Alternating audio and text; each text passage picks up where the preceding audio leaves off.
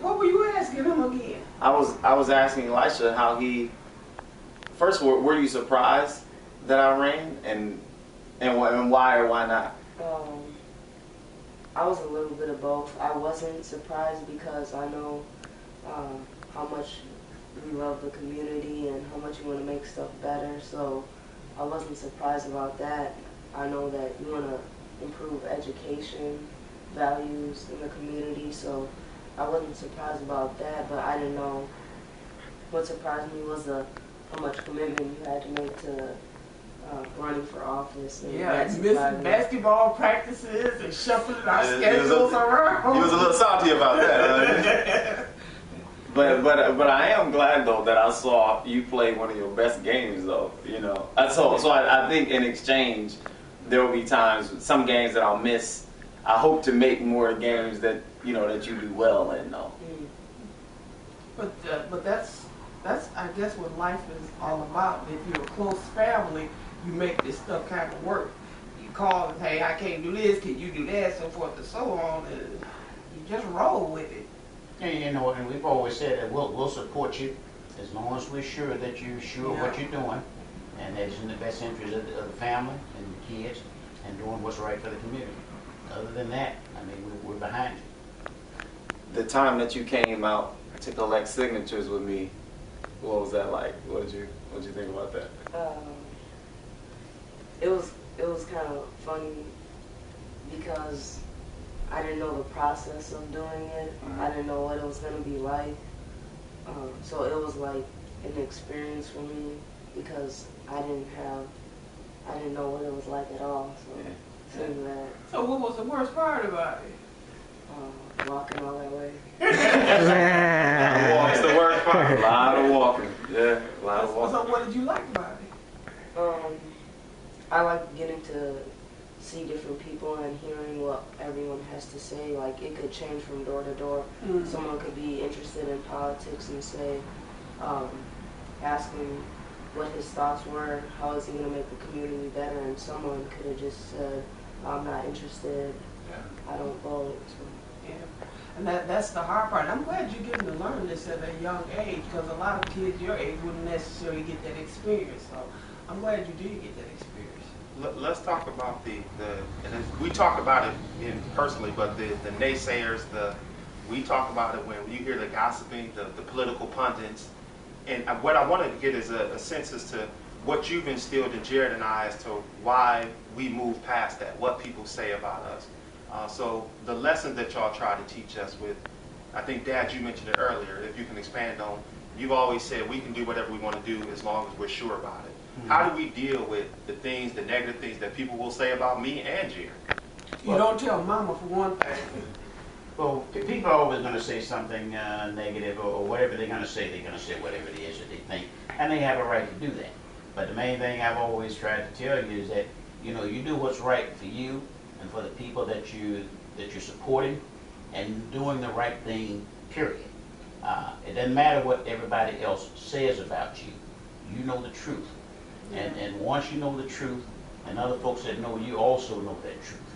And that's what we're about. It's not about trying to look good or feel good or make everybody else feel good. Because sometimes when you're doing the right thing, people are not going to feel good because they don't share that idea, that perspective that you come from.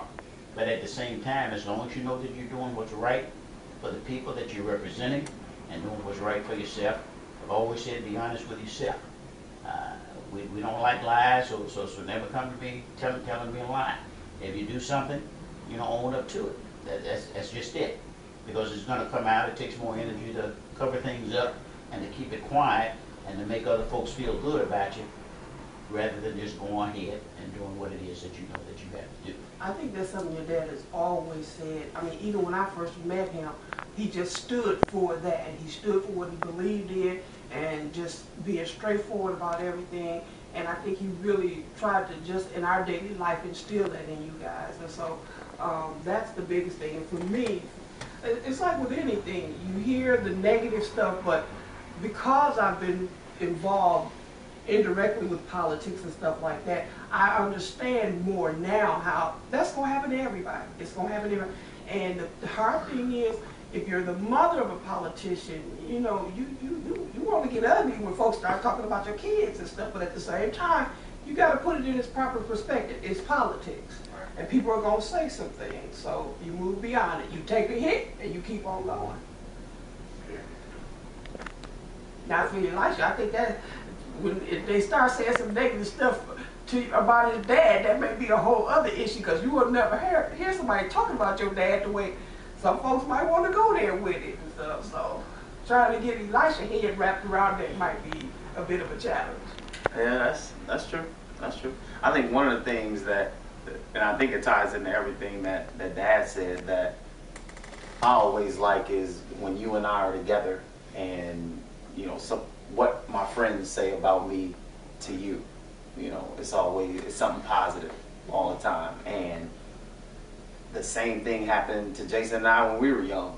You know, people would tell us, you know, how much integrity our father had. You know, what a great man he was, what an honest person that he was. You know, and so I think for the values that we were raised in, there are a lot of times where that doesn't necessarily have to be said from me directly. It's said from other people. And I learn more, I can say explicitly, I learn more about values watching who you call Papa than what Papa's actually said. You know, compared to the number of times that Papa's actually said, you know, you have to live a life of integrity, to what he's shown me, hands down, he's shown me throughout his life, throughout my life. You know, so it's not that. I was here, right? Yeah. I was getting to that. I was like, please make up. We talking about father and son. We talking about father and son. This is two. I'm like, that's two. Okay. But in fairness, Bring it on. right. I told y'all I say the best for last. Yeah, that didn't work. Not that time. This time. But I think what I always feel like we've gotten specifically from Mama is just being able to express your passion in an articulate way. You know, and I recall, you know, from day one, you know, thinking about what it is you want to say, how you want to say it, and those types of things. And there is no way, I think, for me to even be in a public atmosphere and not be able to communicate your ideas, or be afraid to communicate your ideas. And that's one of the things that I'm exposed to at the university level all the time.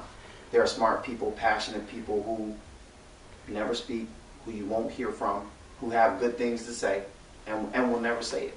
And the reality is that directly is one of the reasons why I feel like I'm ready to take on such a public position at this point, because I understand that, coupled with living a life of integrity and being someone whose passion is not guided by anger, or passion that's not guided by sort of impulsiveness, but a passion that's guided by knowledge, information, and caring. Mom and Dad, we talk about, Mommy, I think you had mentioned that the community is not tired yet. You mentioned that once before, that the sleeping dragon has not woke up yet. And it's frustrating, I think, as elected officials, and I know I've come, when you see you making 110% effort to change the community, but it doesn't change. We still suffer from the same ills, the same problems. And with the Teachers of Rites of Passage, what do you think we need in order to really come to a change in this community? Well, for one thing, I mean, they always talk about what is the black agenda, what is the black agenda. I guess at some point we have to agree on a basic idea of what the community needs. And even though I believe we've done this, I mean, generation after generation after generation, we've had these same conversations. I think that we in the African American community, starting point, have to agree on what are our basic needs, and agree on, okay, let's start here. We're going to agree. We may not all be behind it, but we're going to agree. We're going to get on board with something and try to move the solution forward. Because right now, we've still got all this scattered solutions, scattered ideas that are not getting us where we want to be. And so when I say we're not tired